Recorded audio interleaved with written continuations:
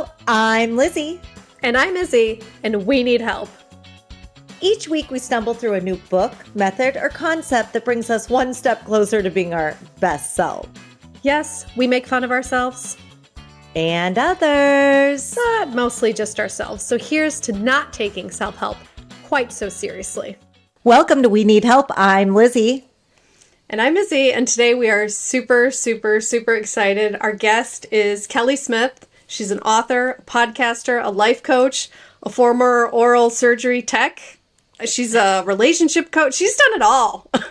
She can and will do it all. Yeah, and we're super excited. Yes. We're super excited. So thank you so much for having me today. Yeah. Thank you so much. I'm excited to be here today. Yeah, we're super excited to have you. Today's topic is toxic relationships, and you've written 2 books on the subject. So yeah, we're excited to get into that. So, well, I'm excited that you guys read my books. Thank you so much. I did write two books on toxic relationships, and it was a very interesting journey, needless to say, when I was writing those books. So I'm excited to have those out there for people to read and learn from. Well, I want to say, like, I've literally, I read, while reading your book, I reached out to you. I was like, I cried several times reading your book. I think you're so brave. And I think that your book, the first one, which is called Signs in the Rearview Mirror, it will literally help anyone who is in a dark place of a toxic relationship. I was just so taken back. I think you're so brave. Thank you. Thank you. I appreciate that so much. Thank you. Yeah, and it's funny because Lizzy and I were like coordinating, but we miscoordinated a little bit. And I read your second book, which is Out of Darkness. So that's what happens after the recovery and you know, all the dating, and that just made me laugh and it made me cry too. Like, so it was such a hopeful book for me. So I loved it. Oh, I'm so glad. When I wrote when I wrote Signs in the Rearview Mirror, it was literally like, I'm glad to a degree you somewhat felt maybe what I felt when I was writing, because I, in a sense, had to like summon the demons to kind of come out. And I wrote this book. I lived pretty much by myself because I had a couple kids at home, but they would go to their dad's house, and I moved away to a house on the water where there were no people. It was me and like an alligator in the water across the way. And at night, I would write during the night, and I would scream and cry to the point where my throat would get sore and bloody because I was bringing it all up so I could write it all. So I had to relive it in order to write it. So when people say to me, I was emotional and I felt this, it makes every little bit of my throat like clear up a little bit, you know, like when I was reading it, I was listening to it on Audible, which you read it. And when your voice would start to crack because you'd start to cry a little bit when you were reading it, like I could feel it from you so much. And it was like, it brought me back to like so many toxic times in my life. It brought me back to my parents' toxicity. It brought me back to my own toxic relationship, like my first relationship that was extremely toxic. It brought me back to the time when I was toxic. I mean, it was just so, and it like also brought me into like this, a little bit of a mindset. Had I made worse decisions, how it could be. I was just like, I would highly recommend it on Audible. I really would. Like it, because whenever the author reads it, like I could feel your pain. Yeah. Yeah. Reading that book for Audible was the coolest thing I've ever done in my life. Yes, I have 3 kids, but still, this was one because you're able to like bring everything to life. And in the studio where I had worked to read this, it was great because the guy that I was with, his name is Mike, and he listened to me, and he's not emotionally unavailable, but, you know, not really like, oh, this is going to be ooey gooey. He was listening to me read, and I would stop, and then I would lose my shit. Mm-hmm. I would cry, I would scream, like, and then I went back to, and then he's just like, oh my gosh, like, what is this? So I'm wondering, I had asked him to take all the outtakes because there were some times where it's like, when you look back on situations and you think about it again, you have like, sort of like new memories of it. And it just brings up like maybe some anger or some sadness. So the outtakes must have been really interesting for him to listen through, like when he was going through and editing, because I would just go off on a tangent and then I'd come right back to it. So it was definitely, it was a really cool experience to do that. I think Wow, that I would love to hear those. Like, I think Yeah, I would love to hear it too. They should do that for Audible. They should do like at the end, like the the bloopers or the outtakes or whatever, Yeah. so you can hear those. Like that's. I love bloopers on anything, on movies or anything. Yeah. Some of my rants would have been very colorful. Well, I mean, sure. it could be like this podcast where we leave the bloopers in. Yeah, Yes. we just leave them in. We're like, Yeah. can't be bothered. Whatever. So Kelly, normally, like when we do this podcast, I stalk the authors, find out like stuff about them. But I'm just, since you're here, that would be a little awkward to stalk you. So what? Well, what do you and wanna share about? she's out of toxic relationships. She doesn't want that. Yeah, I'm like, I'm done with the stalking. Okay. What do you want to share about yourself? I would love to hear just a little bit more about your life and just anything that you want to share with us. I know about it. Well, you know, I read the first book. You did read the first book. You did. It's we're talking about like coming out of the darkness and out of these things. And I'm really excited because I've been thinking about this a lot lately. Is I just bought my first house. Congratulations. Nice. Thank you. And I live here by myself and I hug my walls like a psychopath and I'm just like, you belong to me. So I'm like, it's interesting for me to think about like where I was, like 10 years ago or whatever, and like where I am today. Mm-hmm. And like my is showing people that there is hope and that there is healing. And then once you look at your bullshit in the mirror and you accept like you're part of the problem and you start healing from it, you can really move on and move forward and have a really great, happy, healthy life. And my life today is so different from what I thought it would be in with Signs in the Rearview Mirror. Because when I first wrote that book, I remember not knowing what a toxic relationship was, not knowing what these things were, and coming out of the shower one day, just obviously completely naked, soaking wet, crawling to my closet, laying on the floor and just begging God, like, if you can just help me get through today. Once I get where I need to be, I'm going to help other people that might be going through this. Do you think that? So it was. Do you think that like rising out of the ashes is part of that? Is with the intention of helping another rise? Yeah, for like me. I could hear that in your book. Like you were like, okay, I'm going to bring others with me out of this bullshit. Yeah. Because no one should be. Yeah, no one should be in that. No one deserves that. No one, because that pain, like when you're in, if you've been in one, like you're in the pain when you realize, like, okay, this is fucked up. I shouldn't be in this. But while you're like full on in it every day, you're sort of numb, and it's what you expect. But when you're on that brink of coming out, being like pushed out of it, you don't realize how much pain you're in, and it's like. When I got out of that, I was like, I'm going to help as many people as I can. And when I started writing my book in order to do that, that is when I found out who I really was, the evildoer that I really was. Right. Well, no, amazing. I listened to you examine, like the thing that struck me so hard is I listened to you examine that you weren't loved properly by your parents to begin with, by your mom especially. And I got to tell you, like, it was heartbreaking because like you're such a great writer and that was what you wanted her to love you. That's how you wanted her to love you, is through appreciation of your creativity. And she just didn't have it in her to give. Nope. Still doesn't. Yeah. Still doesn't. And that you were like, I just like, I was heartbreaking. I think it's really important when you are in these toxic relationships to understand that, like, to look at, was mom and dad healthy, or whoever the caregivers were they healthy? How do you know love? Right. Yeah. Right. I would like, that was super powerful in your book. I was like, wow, she did. She's looking at all of that. Yeah. Yeah. Well, I went all the way. Oh, sorry. Go ahead.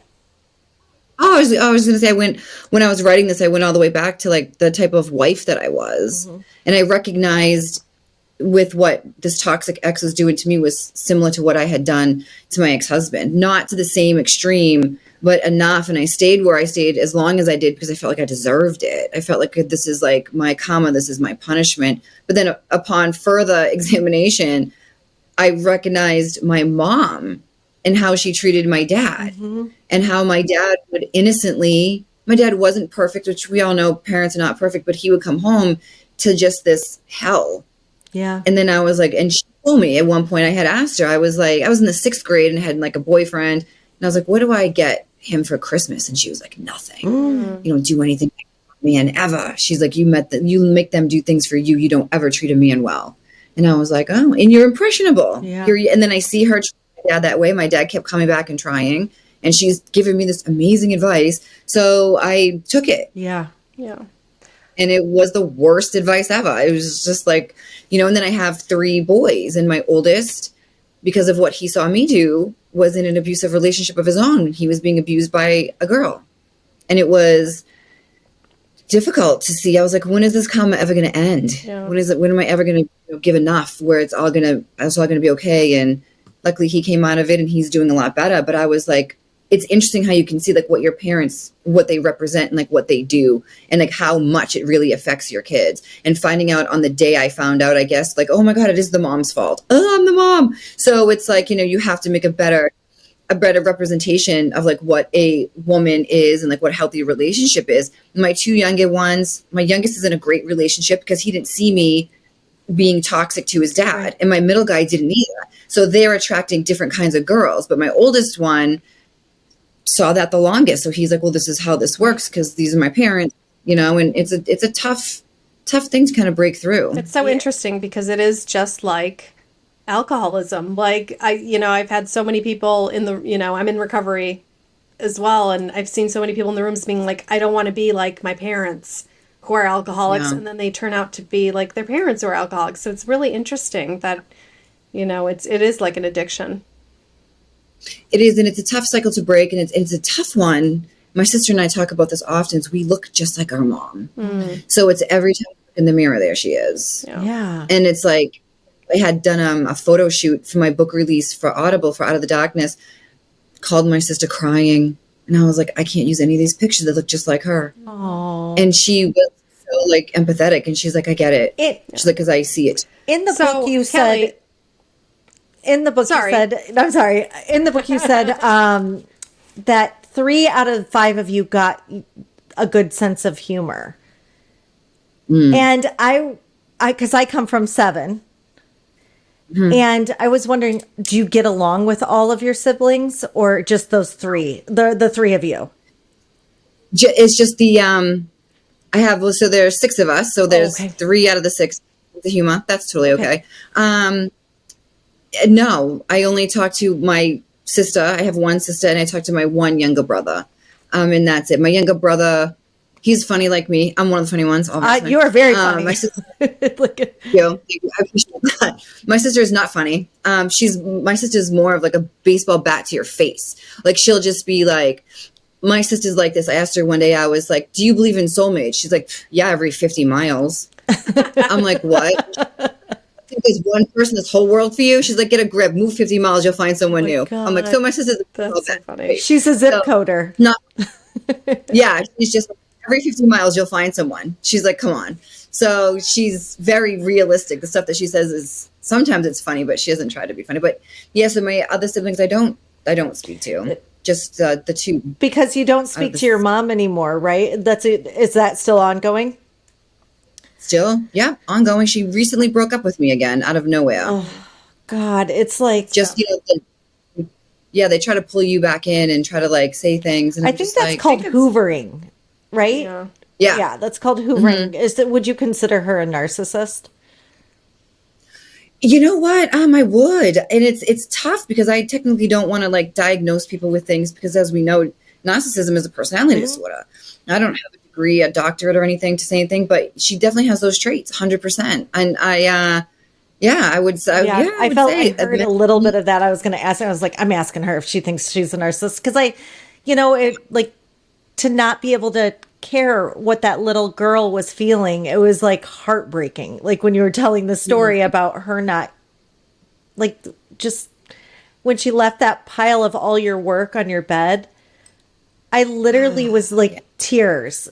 She just ripped up all her work that she had given for 16 years, like all her creative work, and it was sitting right there. And I was just like, oh, okay. I mean, I can't believe it.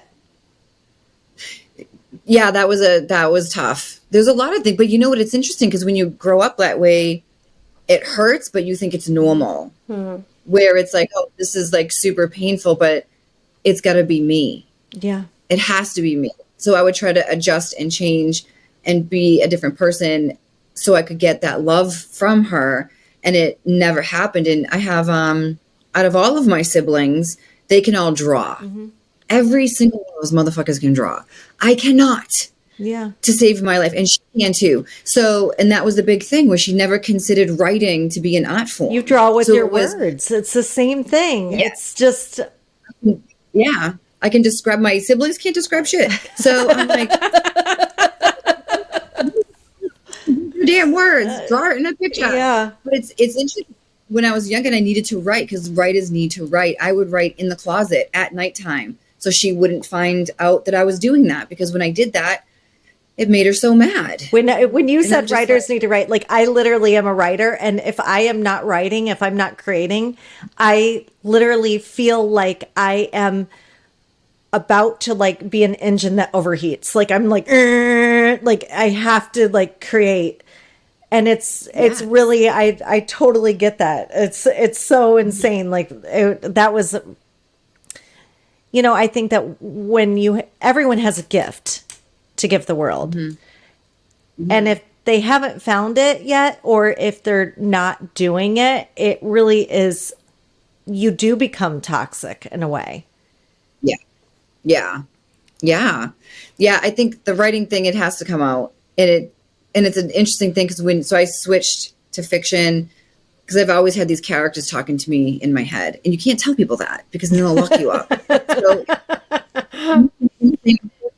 but this bitch won't leave me alone. She keeps telling me about her job. She keeps telling me about this guy. If I don't write this stuff down, then I'm going to go out of my head. And then you get hangry, if you will. Like if you can't like release what you have going on. And if the voices don't stop, then you can function like I'm saying, right? But you know, you're okay, but you can feel what they are saying and like what they need. So you can write it down. You can kind of get it out. So, but yeah, it's, but I do think a lot of people know what their gift is. It's just being held down from someone in their life that is abusing them or that is toxic. Someone who's telling them, no, you can't do this.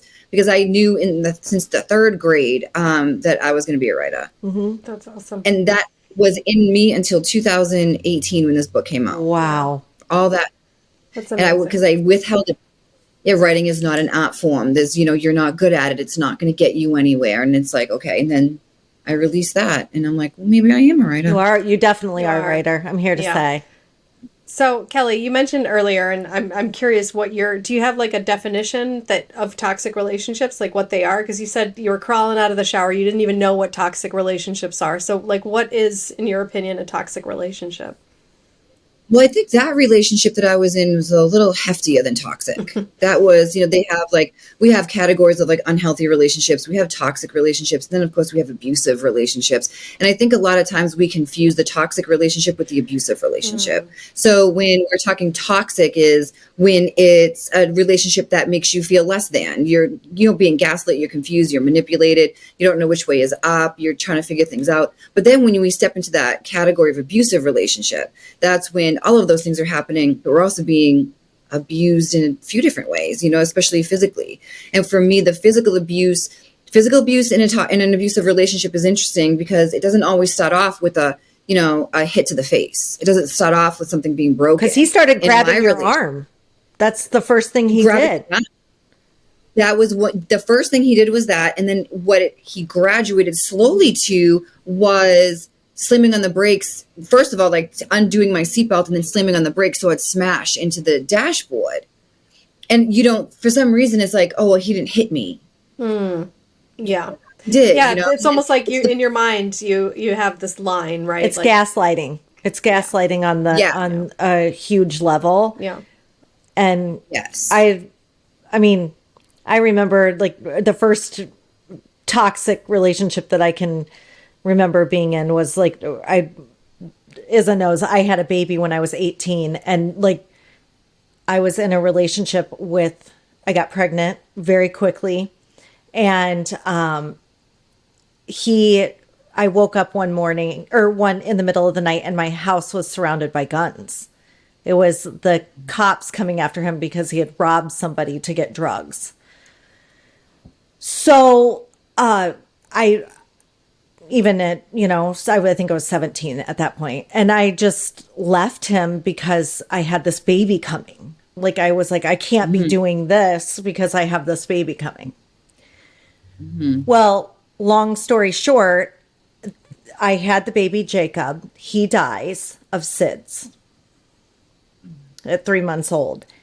And because that guy had been doing drugs, I blamed him.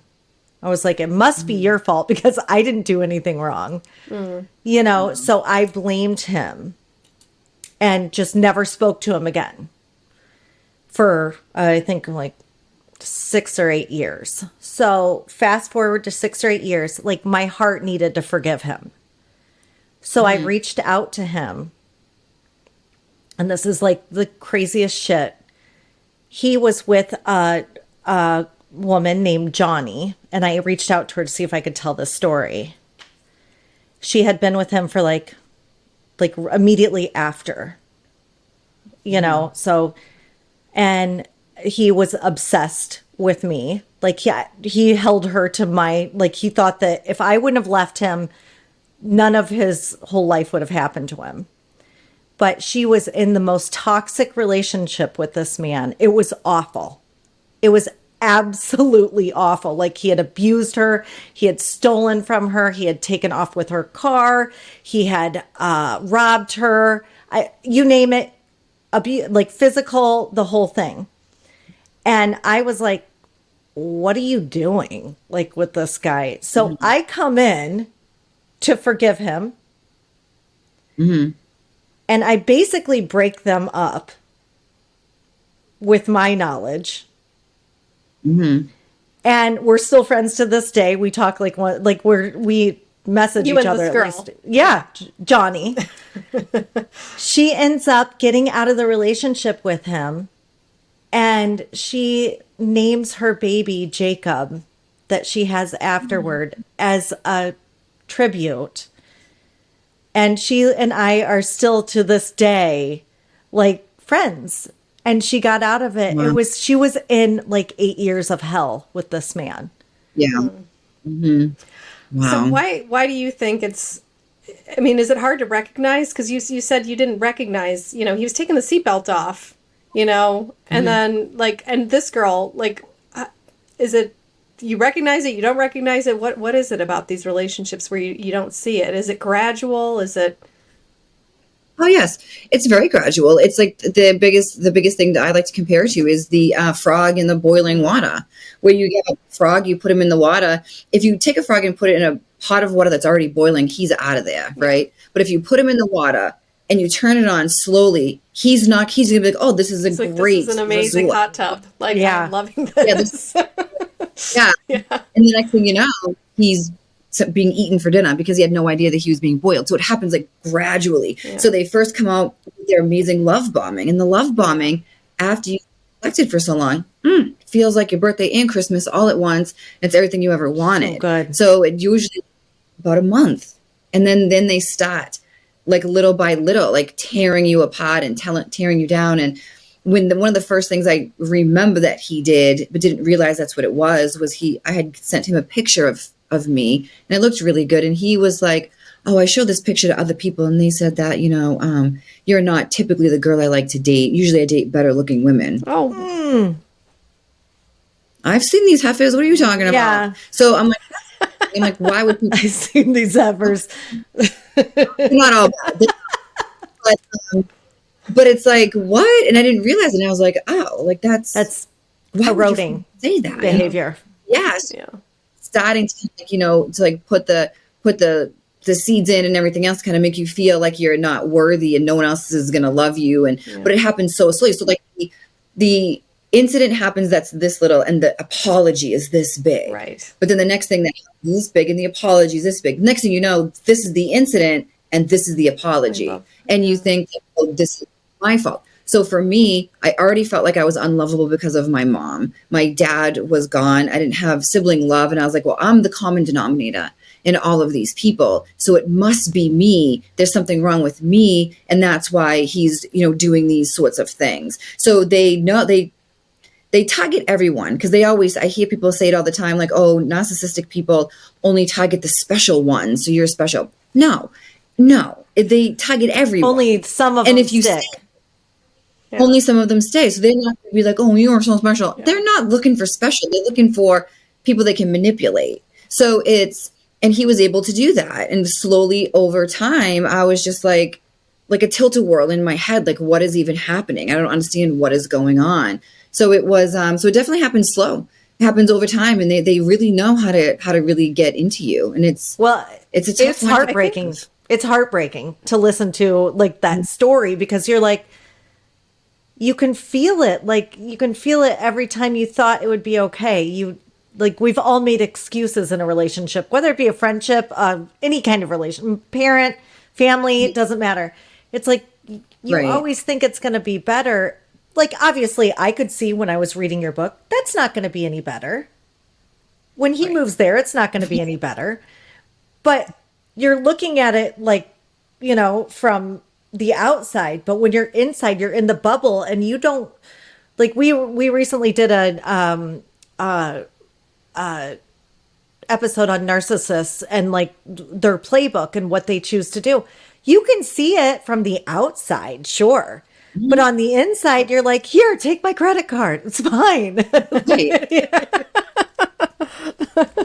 And you're exactly right. Because you have your blinders on. And I know this doesn't always land well, but it has to be said that being in a relationship like this is very selfish for us to do, because we don't see the birthday parties that we miss. We don't go to the weddings. We don't go to the anniversary parties. We don't see what our kids are doing. All we can see is this and what this person is doing. So when we finally come out of it after we've lost everyone, because everyone's like, yeah, I'm not taking her call. I'm sick of hearing about this guy. All it's going to be this, oh, he's so amazing. And then he's like the worst thing ever. So the next thing you know, you wake up one day and you're completely alone. And that's what happened to me. My sister broke up with me. My sister broke up with me.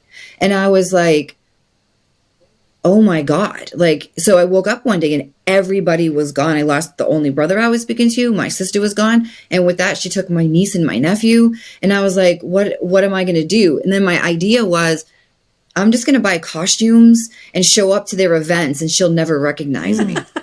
Okay. That's like where I was. Because you're not a presence at all. Yeah, no, you just blend into the background. Yeah. Banana costume and show up to their soccer games. No one's going to notice me. But it was like at that point who's the redhead?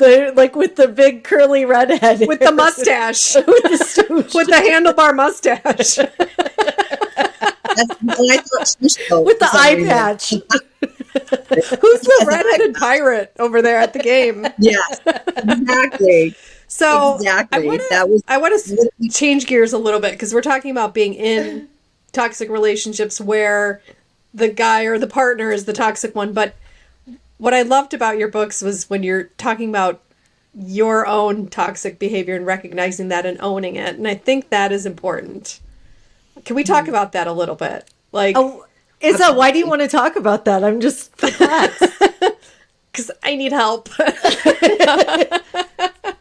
Love it. No, I mean, so you talked about in your out of the darkness book, about your recovery and doing inventory. And when I did my inventory, I saw that I was the toxic one, in a lot of my relationships. And even in the toxic ones where I really wanted to be the victim, I had plenty of toxic behavior of my own. So let's talk about this a little bit. Like, what were some of your toxic behaviors that you recognized in yourself? Like, let's get it out there. Everything.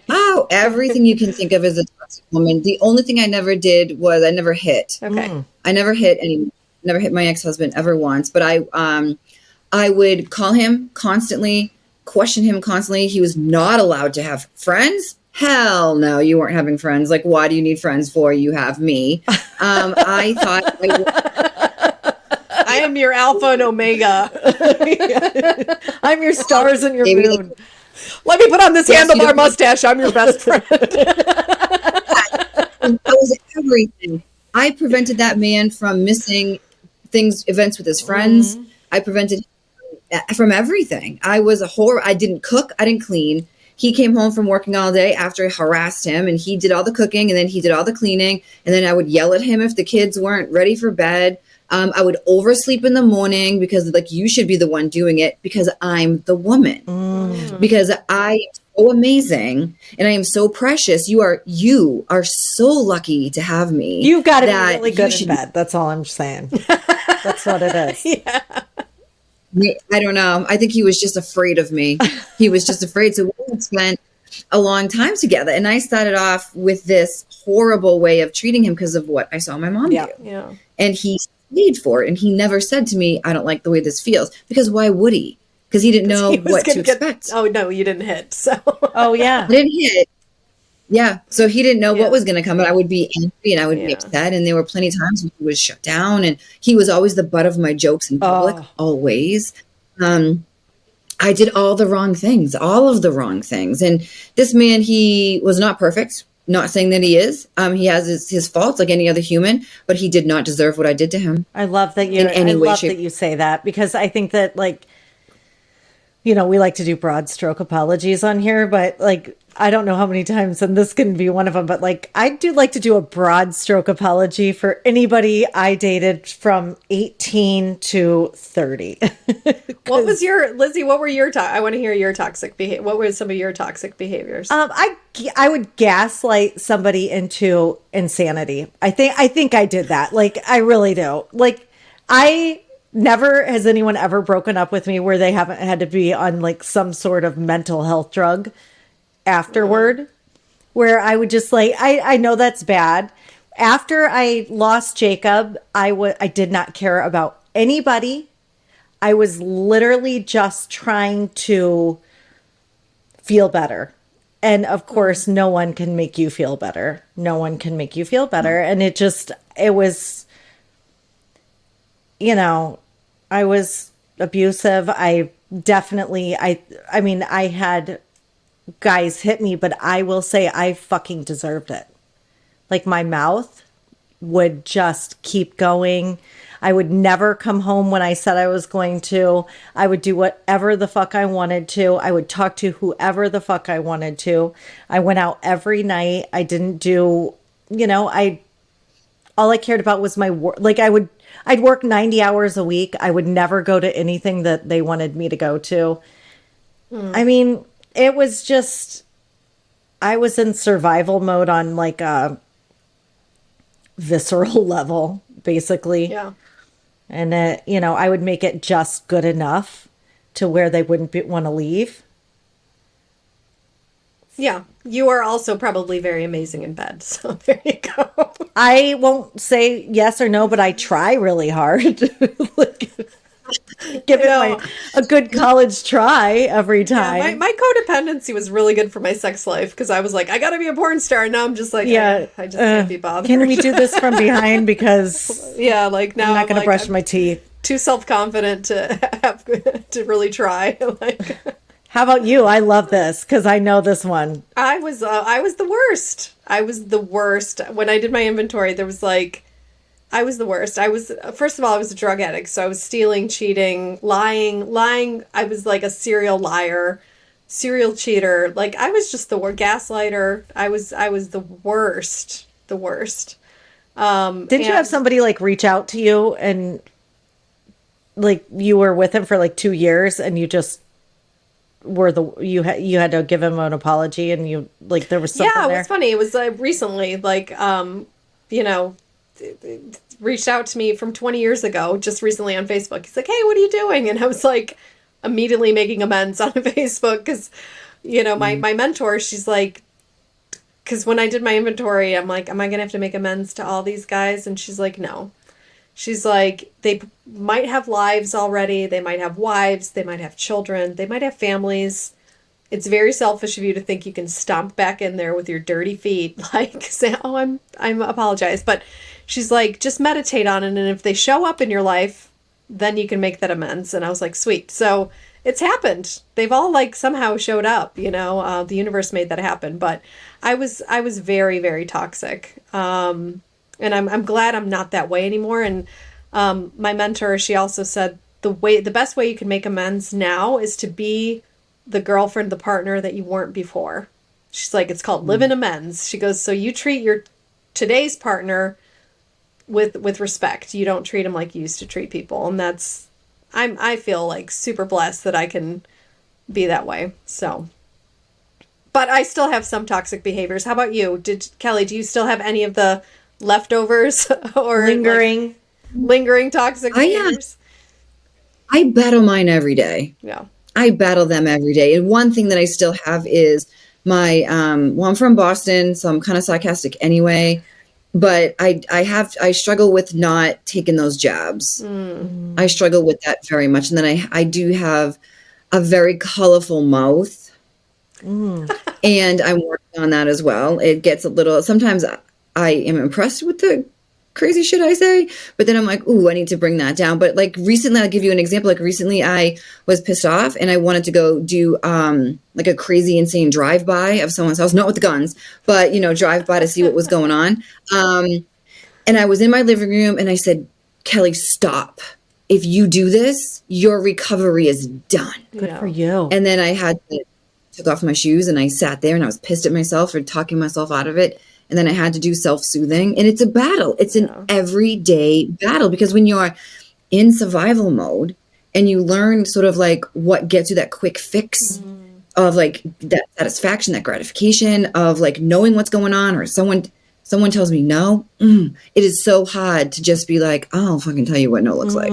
So, but I'm trying so hard to like not be that person. So dating now is different from what it was before, because when you're in recovery, you're always in recovery, which is why so many people don't want to get into it, because it's lifelong. It's funny you talked about inventory, because I have a stack of inventory sheets and I'm just like pulling them out and I'm just like, all right, I'm gonna put this shit down. So I do it constantly. I'm always looking at like, where do I need to improve? And then the guy that I'm with right now, I have victories with him all the time.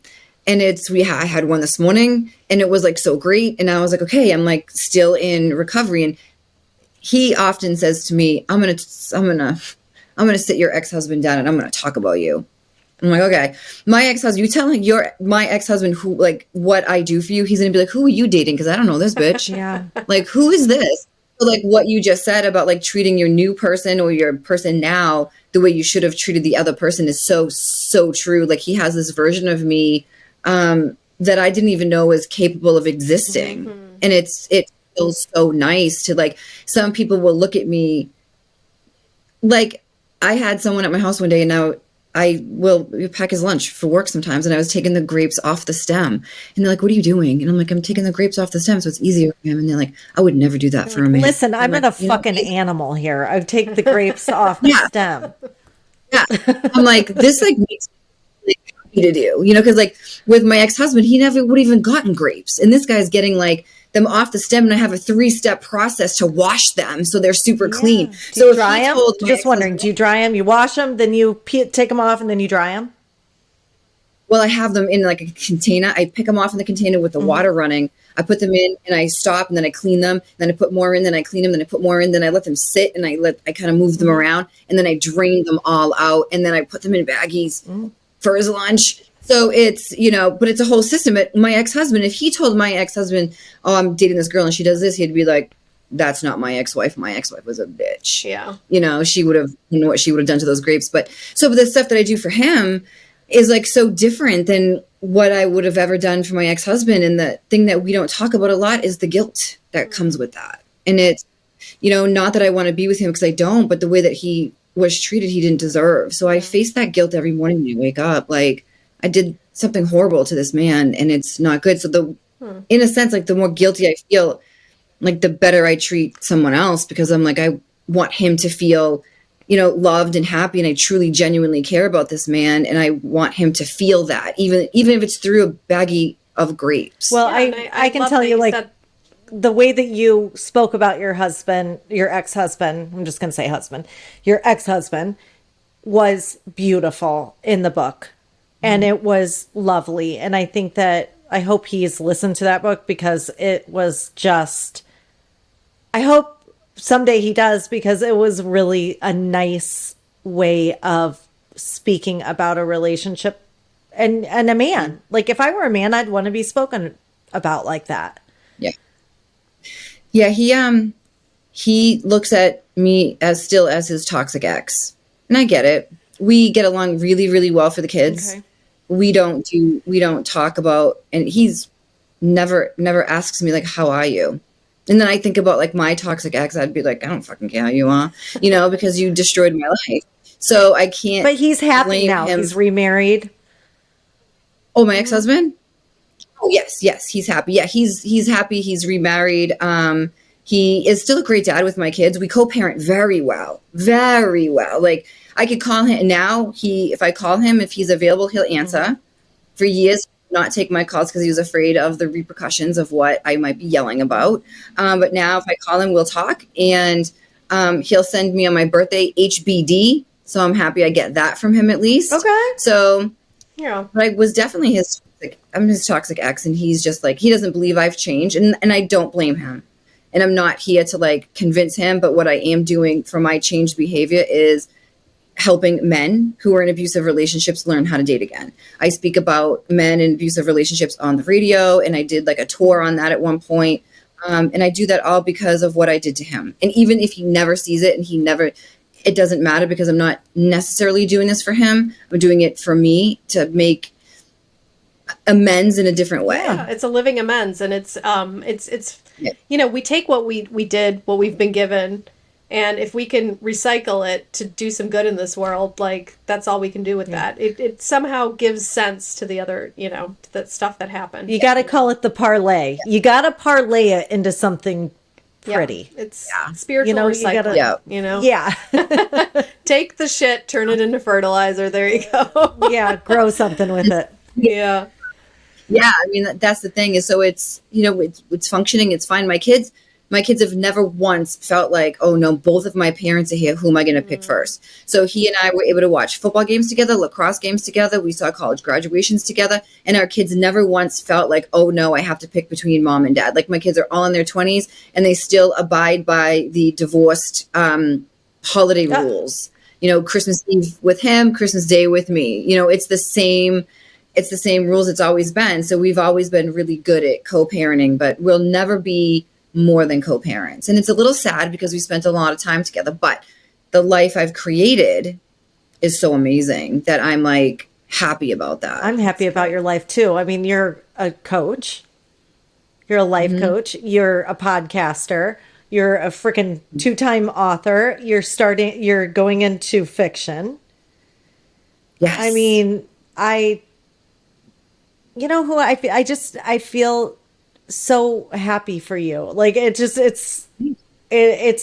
I'm proud of you. Like, and we don't even know each other because I see some of myself in you, I guess. Yeah. And I think that's what I loved appreciate about both your books, actually. And we'll take a quick break, and after the break, we'll talk about them. It was just your story. It was almost like I was in a meeting listening to somebody share their whole story, and that was it. You shared your experience, and I could see myself in your experience. I found myself in your experience, and I think that's what's magical about your books, is that you're not sharing your opinions, you're sharing your experience, and everybody could find themselves in that. Like all your dating stories, I was like laughing so hard because I'm like, I've been on dates like that, so that was I was right there with you, so that was magical. There's so many more stories. I didn't even put them on. We need an outtake book. Just the bad dates. Yeah.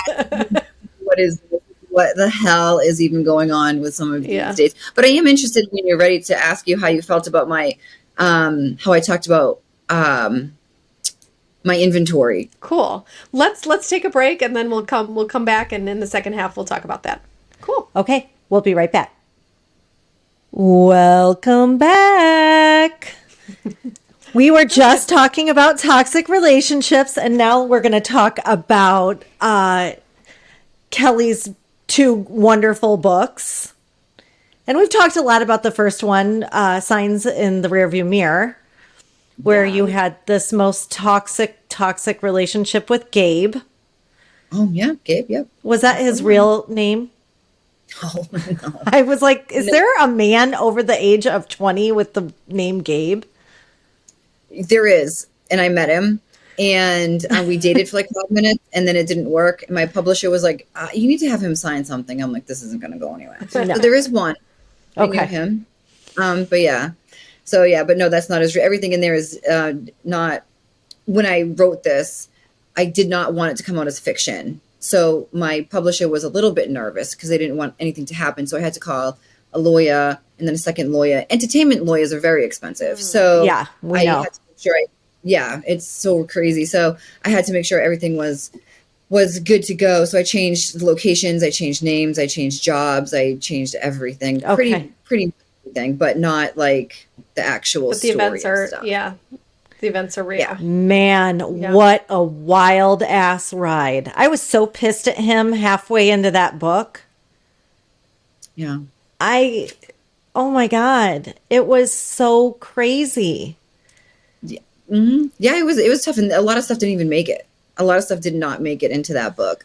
It was that basically that book is sort of like an outline to what actually happened, like deep inside. But I had to kind of go through and see like what would hold the attention, but what is like overboard. I didn't want it to be a book of just talking smack and just being like angry about it. I wanted it to be a book where I could get the story out, let people know this is about me, not him, how I got in, why I stayed, and then what the process was of getting out. So instead of it just being like, Gabe is the worst thing ever, which he is, I was like, he's the worst thing ever. But the next question is, well, then why would you stay with the worst thing ever? Well, here's your reason. Yeah. So it wasn't a bashing sort of book. It was more of like, this is like how this all unfolded and what this looks like. So a person who has a friend who's in a toxic relationship and they're like, why don't you just leave? If they read this book, they can see why people can't just leave. And it's also a good guide for people who are dating someone who is in a toxic relationship because they have an idea of what that looks like, where it's like, okay, these are the things that happen, because your toxic relationship, my toxic relationship almost mirror each other. Oh yeah. Because they always do the same thing, but it's the getting out and the healing recovery is what we split off. Okay, so I'm a best friend of somebody in a toxic relationship, or a sister, or a daughter, or whatever. I am in close proximity. Blah, blah, blah. What do I do? Do I write what I would like after reading this book? I want to say, when you're too tired to keep going with this, I'm here. Mm-hmm. Come to me. Yeah. Like, I didn't know, I like up until like after reading this book, I'm like, there is nothing I could say to you. Nope. Not so one what thing. do I do? You do nothing, and you support as much as you can. So I think a lot of people misunderstand what it is to be a sister or a friend. When just because you're a friend of someone that you've been friends with, my best friend since middle school got so fed up with me. I did a podcast where she talked openly, and I found out that she wasn't taking my calls. And I was like, wait, what? So I was like, what the hell? And she was like, I had to save myself. So with friends and family, if you're seeing someone go through this and you can't take it anymore, you don't have to answer their calls. It's the same with an alcoholic or a drug addict. Like, you just, yeah. Mm-hmm. Yeah. So there's people ask a lot, like, how can I help someone? You can't. You let go with love. Yeah. You can be there. You can take the calls. You can hang out if you want. But people often forget that we have to take care of us before we can take care of someone else. And if your friend or sister is choosing this life, because I know people hate hearing this, but it is a choice. And I know how that sounds, but it is a choice. So if they're choosing this, then, and you can't take it anymore, it's okay to step back. It's okay to say, I'm here for you whenever you need me. And then, skip every third phone call, or don't go to that Sunday dinner, or don't hang out with this person a lot of the times. And I think what people tend to forget is that if, like with me, I woke up and my sister was gone. She was the last one. How many times did she probably say she's going to die in this relationship? I mean, oh, yeah, I don't know. And that's a tough one. Her and I don't talk about that. She's a baseball bat to the face, but she's also very sensitive. So yeah. We don't really talk.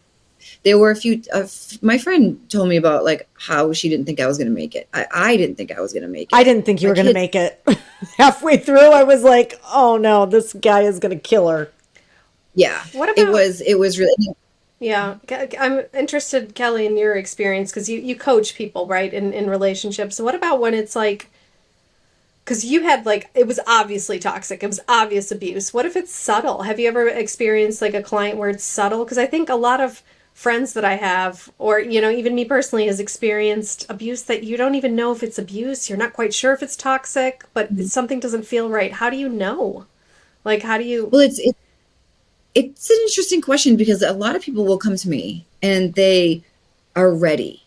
Like, I'm ready to do this, and they'll start telling me about the situation. And I listen, and then when they ask for my advice, I'm like, well, you know, this could be abusive, this could be this, and the next thing you know, they never talk to me again.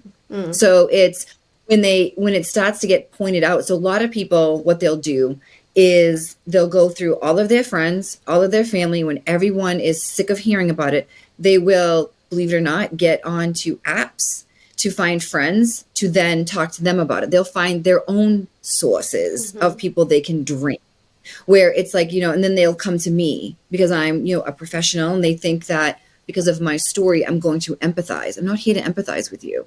I'm here to help you and guide you, and in the most gentle, positive way, point out things that you may not be able to see. And when they can't get the empathy out of me, like, yeah, girl, men suck. He's horrible, but you guys going to go out for Valentine's Day? That's not me. I'm not going to do that. Are you, No, are I'm you, not. do you work with people that are like ready for the truth, or is it rare? Very rare, because very rare people are ready. The only ones that I work with mostly is men, because they are ready to move on and they're ready to heal. So women take a little bit more time. And then the men are usually a little bit more ready to like acknowledge, like, this is what's happened. And a lot of men will come to me just to make sure that what they were feeling was accurate because of the gaslighting, because of the manipulation. Is this abuse if she does this? Is this abuse if she does that? Well, yes. Yes, Do you think our culture is ripe for women being victimized and not ripe for men being victimized in abusive relationships? You know, I think it's interesting because so many men are victimized and we do not pay attention to it in any way, shape, or form. We don't. Men have no sources. They have nowhere to go. They have no one to talk to. They don't know how to admit things. They don't even know what they're feeling anymore because men are conditioned to feel like, you know, women are just bitches and we have to deal with it. The one thing I talk about a lot is that show King of Queens. You know, that guy walks through the door and she's like, hey, fat ass, everyone goes wild. And if the roles were reversed and he said something to her, he would never work in Hollywood again. Yeah. So I saw an episode recently where she like hit him and the audience laughed. Why are we laughing at men being hit? Yeah. Why is this normal? This is not normal to hit a man. Because if a woman was hit, everyone would be in such an uproar. So it's very common for women to be able to hold men in a hostage situation in plain sight. And more men need to know what that looks like. I had a vehicle towed a few years ago and the tow truck driver didn't believe me. And I was like, if I smash my head through this window and say you did it, who are they going to believe? And he's like, oh my God. Yeah. And I'm like, who can like self-inflict injuries, call the police and just be like, he did this. You know, women can make you a father or not. They can withhold your kids. They can withhold different things from you. And it's a tough one because a lot of men are scared in these relationships. And I think back to my ex-husband, big guy, football player. I'm not a very big person. Who is he going to go and say she's abusing me to? Right.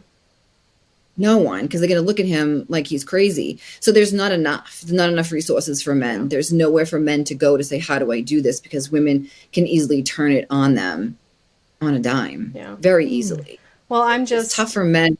Yeah, well done for being that person. You know, yeah, I think I agree. It really is very commendable. Like amazing that you're doing that. Thank you. Yeah, I hope that we can like at some point like as a culture be like, okay, like don't we all need to be protected a little bit, right? You know, or protect each other and raise kind women and raise kind men. You know. The whole world is dealing with a bully problem right now. Like,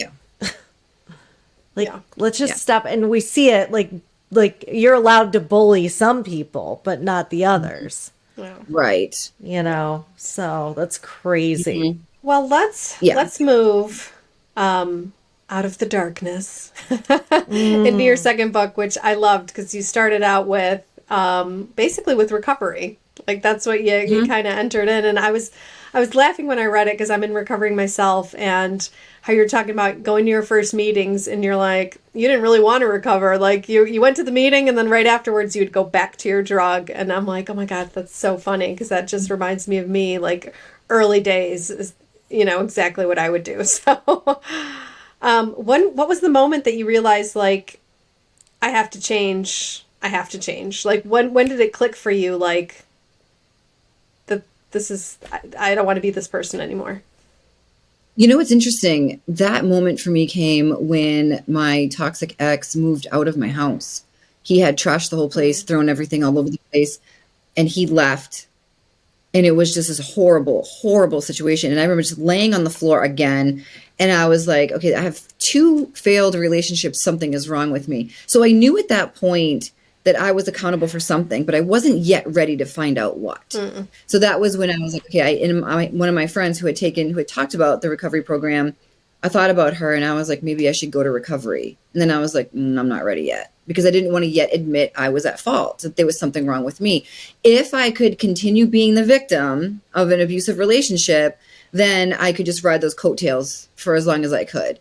And then at one point when I started going to the meetings, it was when I finally, in my book, I wrote about the codependency and how I was just like, codependency is a 4-letter word. I'm not codependent. I'm fine. And then when I finally made peace with the fact that, I am codependent, that was the most freeing day of my life, when I was able to say it out loud. And this is like one of your quotes, and I love this. Once you realize you have accountability for everything that happens to you, life gets easier. And that was just like, yeah, it does. I remember the day I got in the driver's seat. Yeah. I mean, that's just it, you get to control your life. Because it's exhausting to try to control everyone out there. It is. It is. It's impossible, first of all. It is. It's a huge fucking disappointment. Let's just be honest. It always never goes your way. Like, it never goes your way. It takes up all your time. Like going into recovery is difficult. And I remember not wanting to do it because I was like, what is this going to look like? Like, what am I going to have to look at? I didn't realize how many layers I was going to have to peel apart to get to my actual self. And even today, I feel like I'm still peeling layers down. Like, I bought this house and I realized I'm a very neat person. I didn't know that about myself until recently. Like, oh, I am. This is like who I actually am. So it's constantly growing and learning who you are and peeling back like those layers of yourself, and then trying to do that while dating. It's interesting because your recovery, because alcohol is, that's what I was recovering from. So I don't drink anymore. It's not an issue, but recovering from love or, codependency addiction, you need people. You still need to date, and it's always an interesting, like, how does that work? Like in recovery, like, are there rules? Like, you don't date anyone for a year, or like, what did your recovery look like? Do you want to share about it a little bit? Yeah, definitely. It's the same as what your program, I'm sure, where if you're not already involved, then they don't want you to date for at least a year. Yeah. Or so they don't want you to kind of like, do all that stuff because you're trying to fix who you are. But of course, we always think we know more than the people that are telling us stuff that have already experienced. Like, I'm going to date, you don't know. I'm different. Yeah, I'm special.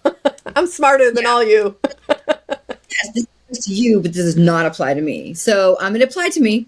It 100% applied to me. But I fought it for a little while. I felt like if my toxic ex was with someone, then I'm going to be with someone too. And I forced myself to date and got myself into crazy situations.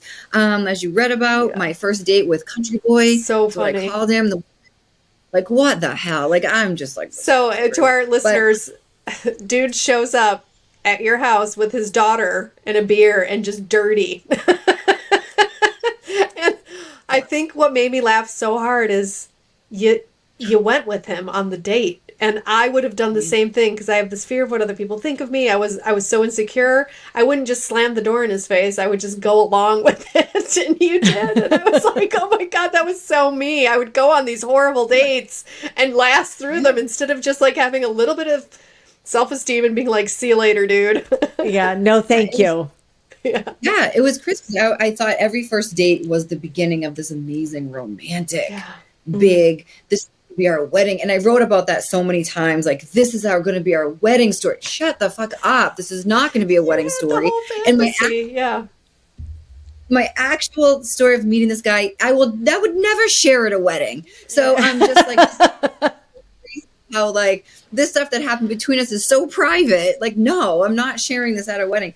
But it was interesting because like once I figured out like dating was not for me and the recovery started to go really well, I started to enjoy myself. I threw myself the biggest and the best birthday parties. I had the best cakes. No one told me no. I was able to travel to Europe. I learned how to be the third, the fifth, the seventh, the 11th wheel and enjoy it. I went to, concerts and restaurants and events and parties all by myself with just my friends. And it was the most amazing time that I had ever had. And when I started dating with intention is when things changed. We just did a book, 8 Rules of Love. And his first rule is learn to be alone. Yes. And it was like, I have a story that, when I fell in love with myself, Izzy has a story, you have a story. Like, that is what I would recommend. Number one, nobody does it. I begged my nieces to do it. They didn't do it. I'm like, no. Fall in love with yourself. Don't be with any. I'm like, I mean, I didn't say it just like this, but I'm like, fuck anybody you want, but don't be with them. Do not be with them. But, they of course got right into relationships and, they've got to play out too, just like the rest of us. But it's like, you have to fall in love with yourself, right? Yep. And falling in love with yourself is the same way you would fall in love with someone else. You're not going to wake up and be like, I met you yesterday. I love you. You have to get to know them. Yeah. You have to understand them. And you have to spend time with them. And that's the same thing with falling in love with yourself. The more time you spend alone with yourself and doing the things that you want to do and getting to know who you are, then you're going to start falling in love with yourself. It's not going to happen overnight. It's going to take some time. It's an honest relationship too. And that's like the first honest relationship I've ever had where I didn't fake an orgasm with myself. Yeah. I mean, because it makes total sense. How can you go into a relationship without even knowing yourself? You know what I'm saying? Like, if you don't know who you are, how the heck are you going to expect this soulmate to figure, you know what I'm saying? Like, so yeah, that's amazing. It's so true. But the thing I did learn was after I met someone, that first year of a relationship after something toxic is when I was in recovery, I didn't learn to recover from the cheating because I didn't think it was going to affect me until I got into a relationship. And then I was like, uh-oh. So this learned as I was in this relationship, learning to trust someone, learning when someone says something that your ex used to say, that they're not the same person, learning that this new person and your ex are not the same person. And I was alone for 5 years. I took 5 years. I did everything I wanted to do. I had the most fun. I loved it. And when it came time to that space between no longer and not yet and saying goodbye to my single space, I had a difficult time because I was like, I love that space of just being me, of being single. Being single, it's such a gift. It's a gift. So and good. people just take the gift and they throw it away. And they replace the old person with another person that's just the same. And all men are the same. If I hear that from one more woman, but it's it's so bizarre. It's because they haven't gotten to know a man yet, right? Or they choose they date according to patterns, which is the pattern. Usually, my pattern was what I think similar to your pattern. This fairy tale. You're supposed to fall in love immediately. We'd go to bed very quickly, and then we'd end up in a relationship. There was no process of getting to know the person. Right. And that's what changed in my patterns from pre-recovery to post-recovery. Post-recovery was, and you talked about in your book, that meeting somebody is just the first step. And then you get to know them, and then you realized if they're the one or not months later. So much later. Rather than, I would expect them, I need to know if they're the one on the first date. Well, I mean, Cinderella she met that guy one night. It was for like 4 hours. And then she lost a shoe. So I'd always leave a shoe behind. And then I'd go home. You say shoe, I say my panties, whatever. No difference. But like we're not like programmed to think, okay, this is a long process. This is, this needs to be like something of self-respect and respecting the other person too. Yeah. Mm-hmm. Like, yep. I agree. We're kind of screwed in that way. And I hope everyone stops doing that. It would be nice if people did, if you actually got to know someone and for some reason they take that out. It's a hard thing. Like when I met the guy that I'm with now, we didn't sleep together for the first 4 months. Yes. And we just got to know each other. So it was like, it was nice. We laughed and we talked. And then when we finally slept together, it wasn't like, oh, this is awkward now. What? It was like, oh, this is like a nice, added step to this. Like now we can add this on and like really kind of get to know each other before you give yourself up to someone. And now during your whole phase, whatever, give it up to whoever you want. But that's not even like part of it, Right. Yeah. So it's like, when you meet like a guy that you really, so I remember meeting him, and in my book, I talked about it, how I like him enough to not sleep with him. Yeah. Like I didn't. That's how you know you're fun. I loved like I really like you, therefore I'm not going to fucking destroy your life right now. I'm not going to. That's how much I like you. So, if I didn't really like you, whatever. Thanks. Have a nice day. I'll see you when I see you. But I really liked him. So I was like, I'm not messing this up with sex. Like, no.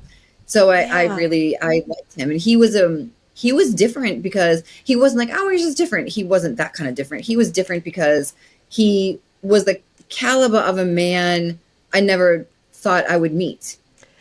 And when he came in, whether or not he was going to stay, I didn't know at the time. He inspired me enough to get rid of everything I got from my toxic ex. I was able to like take that whole relationship. You got rid of, you gave it to the garbage man.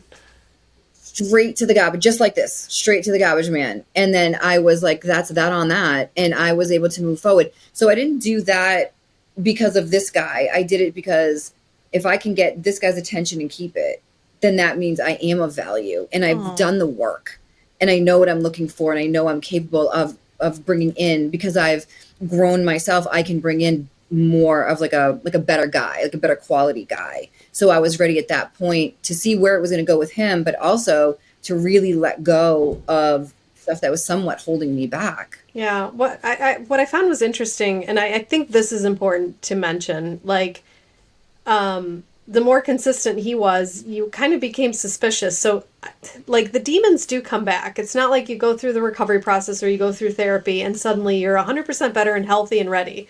It's like what we were mentioning, I think, during the break is and before is it's constant work, right? Yeah. Yeah. It's constant work. Demons are always with you. My demon is here right now. Hello.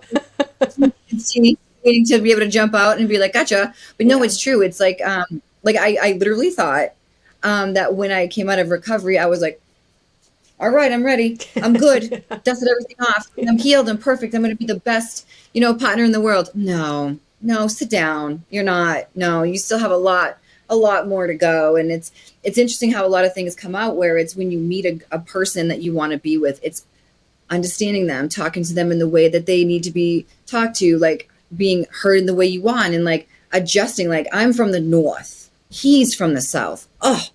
Oh my goodness. So it's a whole learning process with just those two things where it's like, it's so different. So learning how to be with someone else is really difficult. And a lot of the things I learned in recovery on how to listen and how to be patient and how to understand, like, his needs are very different from my needs. I'm a writer, so I like words. He does not like words. He's like, just get to the point. And I'm like, no, I need to impress you with all of my words. And he doesn't want to hear my words. So I'm learning how to like shorten the stuff I have to say while he's learning to be a little more patient with a few extra words. But it's always a give and take. And you have to find that person that is willing to do that with you. And that's a huge part of it. Yeah. Yeah. Were you afraid that you would get into another toxic relationship when you started dating again? Like, was that a huge fear? And how do you, like, what advice would you have for people? Is it notice the red flags early? Because I think that's for me. I would ignore the red flags. I would just like ignore the red flags. Is that something where you almost had a radar for the red flags when you started dating again? What did that look like? Well, my big fear was that I was going to turn back into a toxic woman when I dated again. Okay.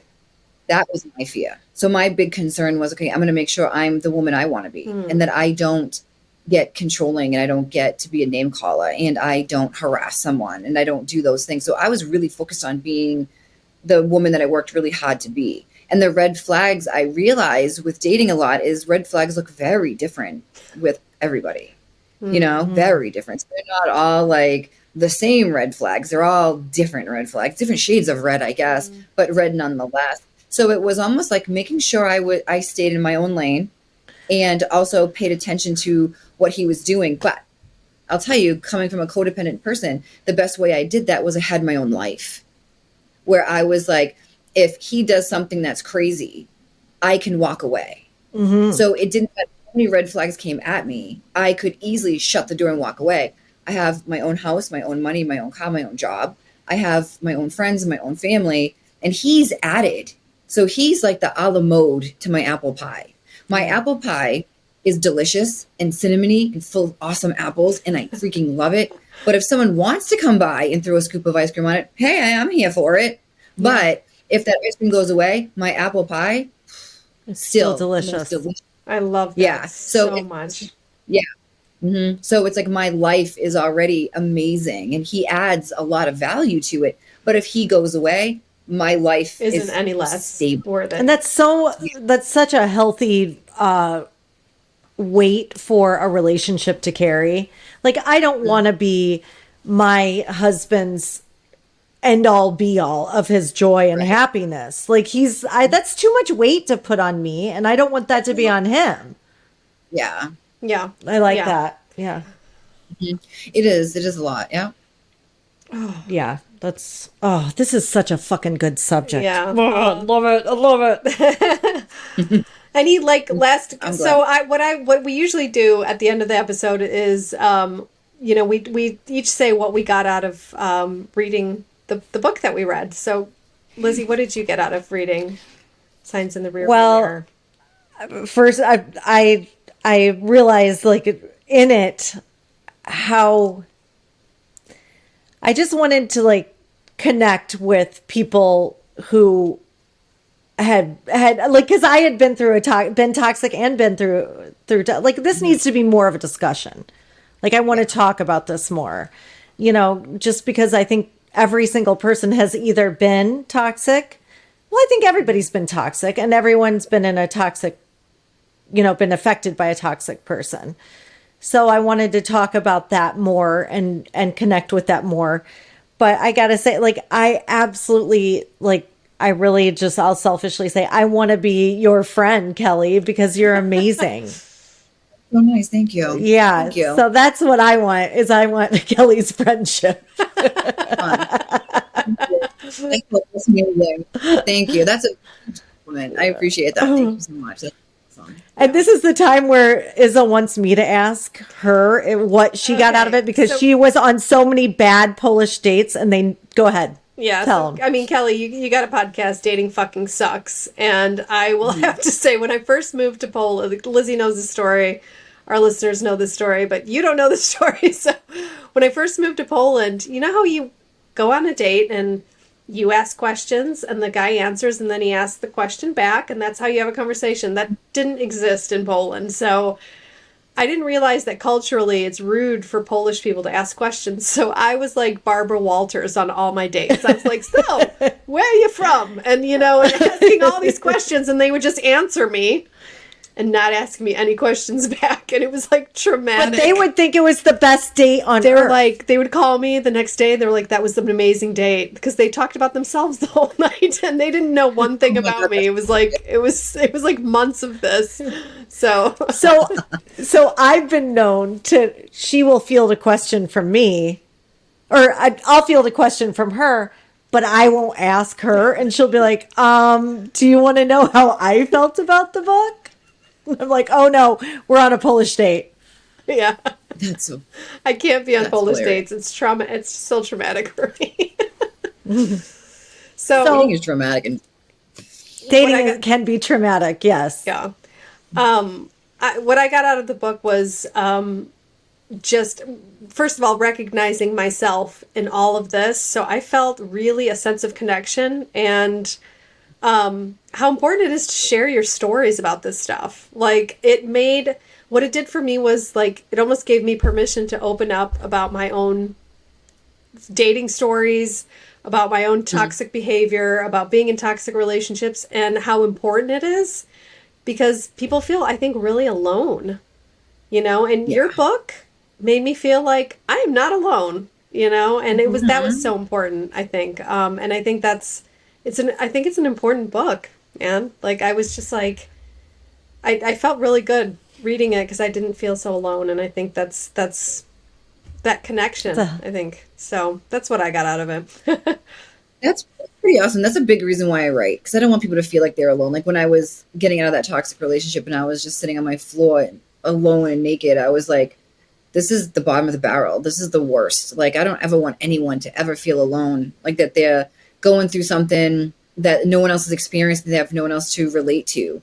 And dating is really tough, and abuse is really tough, and it's so tough to date after abuse. And if you do the things the right way and acknowledge that you have to heal after abuse, even though you didn't do the abusing, it helps a lot. And I think a lot of women get stuck in that, well, I didn't do anything wrong, so I don't have to heal. You did do something wrong. You stayed too long for whatever reason. And I know that lands in a bad way with some people, but I was in it myself. So it's tough. And I'm glad that you felt like you had someone to relate to and that you didn't feel alone. That's so amazing. Thank you for sharing that. Yeah. And I love what you said as well, like that you stayed in it too long. And I always say I work with women, I'm a coach as well. And I always say, like, you're sitting in the beehive and the bee is stinging you and you're blaming the bee. Yeah. But you got to get up and out of the hive, and you're sitting there and the bee just keeps stinging you. And you're like, that the bee is bad. But it's like, my part is that I'm sitting in the hive. I got to get out of the hive, So, yeah. Absolutely. Oh, well, what a great episode. Thank you, Kelly. Thank you so much. We definitely love you. Oh, I appreciate that. Thank you so much. Well, that's so amazing. Let's get everybody to listen to Dating Fucking Sucks, your awesome podcast. Let's get everybody to buy those books because they're amazing. It's Signs in the Rearview Mirror and Out of the Darkness. Out of the Darkness. And thank you so much. You're so welcome. I appreciate you guys so much for having me on and reading and like relating and like having me on the show to talk about these things. I really loved this conversation. It was really fun. Even though we didn't get to drop the C-bomb, I still loved it a ton. We always end with the C-bomb. We will see you next Tuesday. Bye. Well, thank you. Thank you, Kelly. Thank you so much. Thank you so much for spending your time with us. Rate and follow us if you like us. If you don't, please don't. And come visit us at www.theweneedhelppodcast.com. There you can find show notes, links for books. You can join Audible, which is, how we actually read our books. We listen to them. And we have special exclusive content just for you. Also, feel free to subscribe to our Patreon account. That's where you can support us financially because we need it. And it can be anywhere from $1 to $100 billion a month, whatever you can afford. And the link to our Patreon account is www.patreon, and that's spelled patreon.com/We Need Help Podcast. And you can support us on there. We would really appreciate it because we do need help. Awesome. And we will see you next Tuesday. See you next Tuesday. Thanks, Bye. loves. Bye.